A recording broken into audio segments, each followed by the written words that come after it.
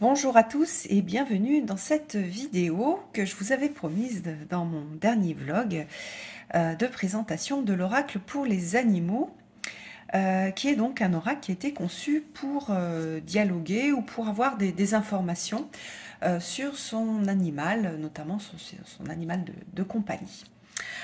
Alors, l'oracle arrive dans une boîte cartonnée. On a un guide. Hop, avec voilà, un petit guide blanc et puis des cartes qui sont des cartes à peu près de la taille des cartes de tarot, un tout petit peu plus large, avec voilà, le dos de la carte, une bonne qualité de carte. Vous voyez, il y a un bon rebondi. Et puis les cartes sont assez épaisses sans être trop épaisses, donc on peut les mélanger facilement. Elles glissent correctement sans pour autant trop glisser, donc c'est vraiment une belle réussite. Alors je vais vous lire la présentation derrière. Donc l'oracle pour les animaux, Eloquentiam, vous propose de faire une lecture intuitive du rayonnement de la conscience de votre animal et de découvrir ses perceptions émotionnelles et physiques. Votre animal est le sujet central de la consultation de l'oracle. Il vous dévoilera alors la qualité sensible de son monde subtil pour éclairer l'intensité de votre belle congruence émotionnelle. Voilà. Alors, on va regarder le livre. Au niveau du livret, on a une petite présentation. Enfin, non, pardon. Au départ, on a donc le Eloquentiam est réservé à, vous mettez le nom de votre animal, sa race et sa date de naissance. Et puis, vous avez quelques règles à observer, donc une introduction. Et comment aussi tirer les cartes, comment se mettre dans le... Comment dire, dans un bon état pour tirer les cartes, mais ça c'est vrai pour n'importe quel type de tirage, pour n'importe qui.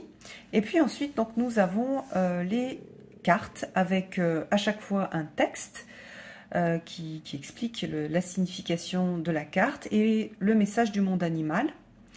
Et parfois, donc, un message de votre animal décédé, mais pas à chaque fois. Donc, parfois. Par exemple, voilà, là on a Gaïa. Donc là, on va avoir le message du monde animal. Vous voyez que parfois, ce sont des messages directement pour soi-même. Parfois, ça concerne aussi la relation avec l'animal. Donc, on a un petit peu de tout. C'est un jeu qu'on peut, si vraiment il vous plaît beaucoup, puis que vous n'êtes pas trop sûr de trop l'utiliser, vous pouvez aussi le prendre pour vous en adaptant un tout petit peu certains messages. Donc voilà, alors là par exemple, le message du monde animal. Souvent, un symptôme déséquilibrant produit des attitudes agressives et compétitives. C'est vrai pour les humains aussi. Voilà, donc un oracle qui a été créé pour le contact avec les animaux, ce qui est d'ailleurs très utile, puisque la difficulté quand on a un animal de compagnie, par exemple moi avec Rise, c'est que l'animal n'exprime pas,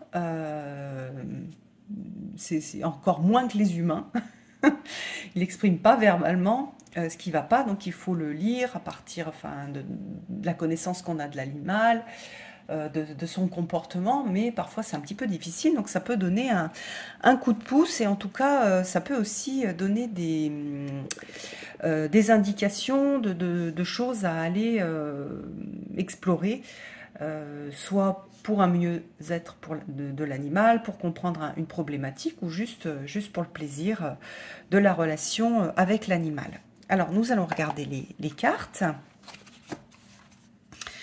Vous voyez qu'il y a des très jolies couleurs, avec un style un peu... un petit peu comme certains livres pour enfants, avec beaucoup de symboles. Hein, il est énormément axé sur la représentation de symboles. Voilà, là, celle-ci, elle est très jolie, les chants de la nature, avec une partition, des petites notes de musique. Voilà, une idée de la force, la fleur de vie. il y a un aspect spirituel qui est super sympa aussi, qui me plaît beaucoup. Je l'ai testé, alors pas pas en tant qu'oracle pour les animaux, je l'ai testé pour moi, en adaptant un petit peu certains messages, et je l'ai trouvé très sympa et très agréable à utiliser. Et il a un côté aussi rafraîchissant, et puis j'aime bien son aspect de symbole représenté d'une façon originale. J'aime beaucoup ses couleurs, il y a un côté un peu, oui, ça fait un peu plaisir à mon enfant intérieur. Vous voyez, là, les petits poissons, la tortue, avec les histoires de déchets, donc la cité des hommes, le solstice d'été, le solstice d'hiver. Voilà, carte non. La voûte céleste, je suis sûre que c'est un jeu qui plaira beaucoup aux hypersensibles aussi, parce qu'on retrouve dans le jeu une grande sensibilité, et dans les messages et dans les thèmes qui ont été choisis, et dans oui, la façon aussi de les traiter. Le vétérinaire.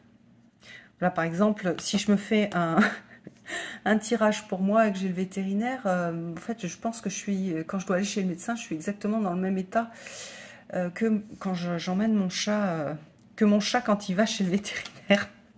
Donc, voilà, on est aussi... il y a plein de choses aussi qui sont... qui nous ressemblent. La salle blanche, l'abandon. Je la trouve très touchante, cette carte. La prière, les oiseaux, l'eau claire, le magnolia royal, le cœur brisé, l'aventurier, la coquille de noix chavire, la libellule, le berger, le baiser du hérisson et Hadès et compagnie. Je vous propose de faire un petit tirage. Alors, soit vous pouvez poser la question d'un message que votre animal voudrait vous poser. On lira juste la fin message du monde animal. Soit, si vous n'avez pas d'animal, un message justement du monde animal. Donc, qu'on adaptera peut-être s'il y a lieu. Mais il y en a pas mal qui sont... il y a pas mal des messages qui sont adaptés aux humains aussi. Alors, on va tirer 3 cartes. Oups.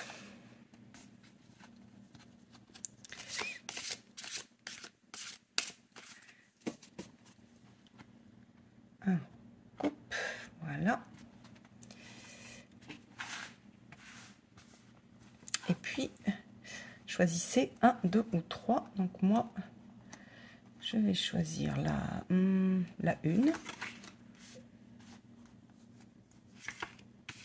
2 et celle-ci, non, celle-ci, la 3. Voilà. Alors, pour les personnes qui ont choisi la première carte, nous avons l'aventurier. Alors, juste une petite remarque pour trouver facilement votre carte et la signification de la carte. Il faut aller voir, les cartes ne sont pas numérotées, pardon. Donc, il faut aller voir l'index alphabétique, pardon. Alors, l'aventurier, alors, c'est la carte 10. Être audacieux, c'est aussi une belle qualité. Osez votre aventure humaine. Voilà, donc on a cette idée d'audace, avec cette idée d'aventure aussi. Donc voilà, avoir de l'audace. Oups. Alors, voilà. Alors ensuite, la seconde carte, la voûte céleste.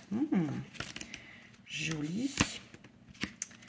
La voûte céleste.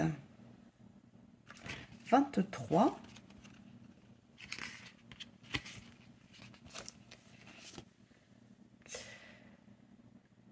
Alors, qu'est-ce qu'on a? Là, on a quelque chose de particulier. La vie de l'animal est rythmée par des temps actifs et des temps de repos. Chaque espèce animale a ses particularités de sommeil influencées aussi par les conditions de son environnement. Les neurosciences ont observé des phases de sommeil paradoxales quand ils dorment. Nos animaux rêvent, mais à quoi rêvent-ils? Donc on a cette signification de repos, sommeil, rêve. Donc peut-être de reprendre, si c'est pas adapté à l'animal, reprendre du temps pour rêver. C'est vrai qu'on rêve, on prend moins de temps pour rêver et faire du rêve éveillé. On est beaucoup sur les réseaux sociaux ou alors on regarde la télévision, enfin ou des émissions, et donc ça, c'est bien aussi de retrouver en fait un moment de tranquillité où on est seul et où on rêve en fait, où on imagine les choses. Donc ça peut être ça pour les personnes qui ont cette carte de la voûte céleste, reprendre du temps, retrouver ce rythme pour avoir accès à ses rêves et puis aussi se reposer. On a aussi l'idée du repos. Et puis ça tombe bien pour les vacances. Et puis on a le baiser du hérisson qui est une des cartes que je préfère. Alors, le monde animal est témoin de la force de votre engagement pour prolonger la vie, mais parfois, quand vous voulez ardemment intervenir, malheureusement, il est déjà trop tard. En fait, les hommes ont oublié que les animaux sont parfaitement conscients de leur fin de vie et qu'ils ont même la capacité de choisir l'instant de leur départ, mais souvent, c'est nous qui les retenons. Donc, on a un peu